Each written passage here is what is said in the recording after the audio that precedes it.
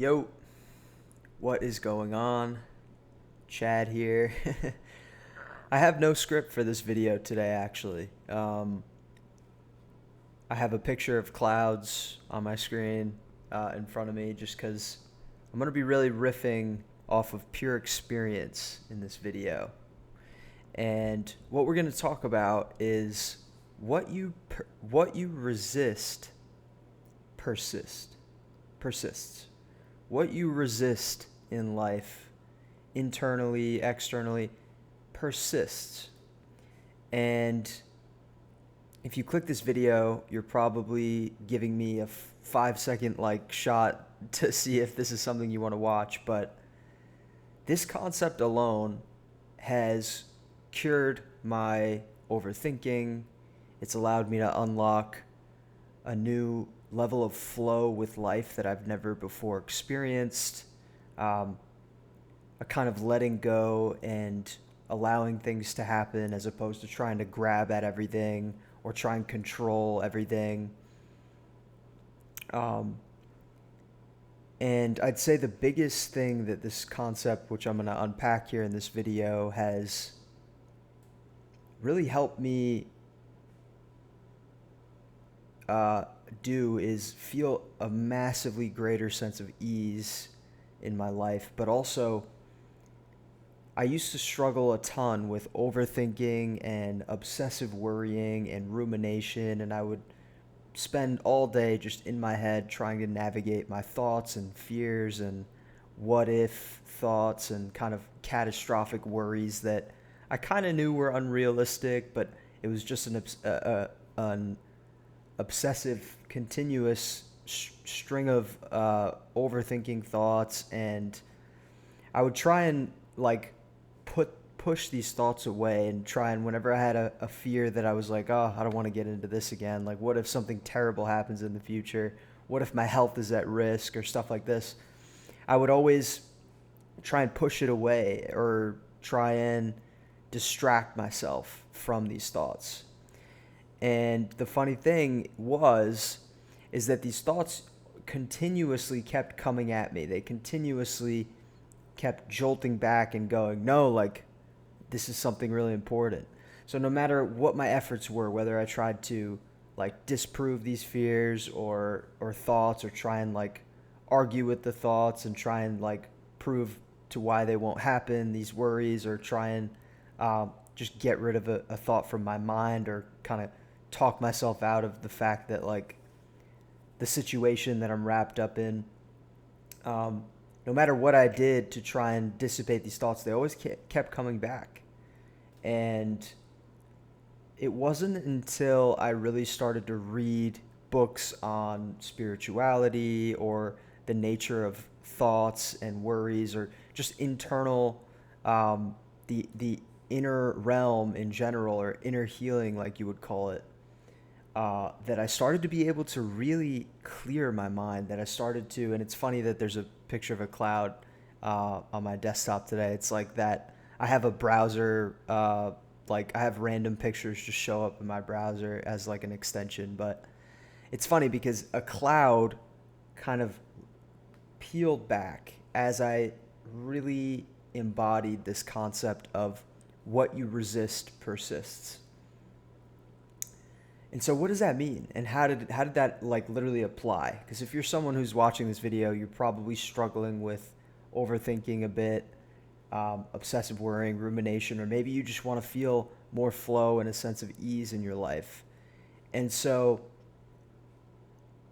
what I was doing to try and get rid of these thoughts was resisting them. When I had a worry come up, I would resist it. I would maybe distract myself, even subconsciously, with my phone, um, or with Netflix or movies, or I would literally try and push it away or disprove it or resist it or argue with it. No, no, no, no. And none of that stuff worked. And so it wasn't until I read this line, what you resist persists. And I can't remember what book I got it from. I think it was The Worry Trick by Dr. David Carbonell. Very credible guy who studied deeply into worry, but it's a very spiritual at its root. It's a spiritual concept too. But when I started to realize, okay, what I resist persists. It allowed me to have a foundation to flip everything on its head in terms of the constant noise that was going on in my mind at the time. And I stopped resisting these thoughts. I stopped resisting these worries, and I instead I instead allowed them to be. I invited them in. I said, "Yes, you know what? Thank you for rising up this concern. I appreciate that, um, but it's okay." And I allowed the sting that comes with these thoughts to be there, and I allowed them to me to hold them for a bit and notice the emotion attached to them. And as I did that, something really magical happened. Is the sting was there, and it was hard at first actually. But as I kept feeling and allowing instead of resisting, I noticed the feeling or the emotion or the sting that was attached to these fears, they dissipated, they lessened in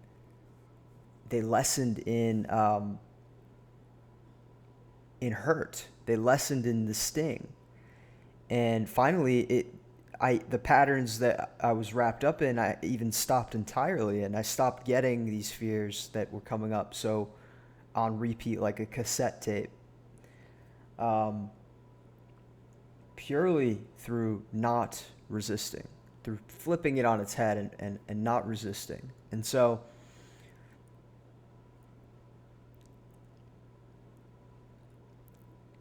I encourage you to try this if you're someone who does struggle with overthinking and rumination, because I no longer experience any of that at all. And it is wild to say that, because just a few years ago, a couple years ago, I was experiencing this to the max, to the point where I couldn't get excited about anything in life. I couldn't get excited about the future, what it held. I couldn't get excited about getting up and doing something that I enjoy. All I could really think about was distracting myself or getting through the day or getting by. And this is the mindset I was stuck in because of the mental toll or strain that had been overlaying my psyche. And I don't know what, there's a million reasons why. I think a lot of us in modern day suffer with this to an extent. I had it to a larger extent. Not entirely sure why this was such a prevalent thing for me. Maybe it was caused by, I don't know, the way that my brain operates, maybe some trauma, maybe toxins in the body, or maybe I wasn't healthy and it caused my brain to physically and be in this low frequency state. But that's besides the point. I think a lot of us today struggle with this. And if you're still watching this video, you probably have experienced this, or you are experiencing this. And so I would encourage you to really try to allow instead of resist, and see what happens. And at first, it's going to be very painful. If you have a fear or a scary emotion that keeps, causing you to think about a situation or something painful, I encourage you to allow, operate in more of a state of allowing rather than resisting. And I know you probably are doubtful that this will work at first, and that's fine. That's fine. That's how I was too when I read it from this book. But I think you'll realize, as you just allow yourself to be in this uncomfortable state and just sit with it and allow it and say, like, allow it to release. Because what happens at a somatic level is feeling and accepting your present state is what allows your nervous system to actually regulate. And we're not going to get too deep into the science behind this, but there's actually science to back up this claim that what you resist persists. And so if you flip things on its head and allow yourself to feel, it allows light to come in, and it allows the energy, because emotions are energy. Thoughts are attached to emotions, especially if you're feeling a sting or you're feeling worry or fear. There's usually an emotion attached to it, and that's energy in motion. emotion, energy in motion. And so what happens if we try and push energy away? It has to go somewhere. So it's like trying to push something down, and it's going to pop out on the other side, or it's going to come back like a boomerang, because you can't get rid of it. You have to transform it or transmute it. And the way that you can do that, the way that you do that is by feeling it, by allowing it to take its course. There's nothing else you can do. There's literally no other way that you can get rid of an emotion or get rid of a thought or a fear. You'll have to work with the emotion and feel it. Feel the sting wherever you feel it. Maybe you feel it up in your brain, whether it's a fear that's really prevalent.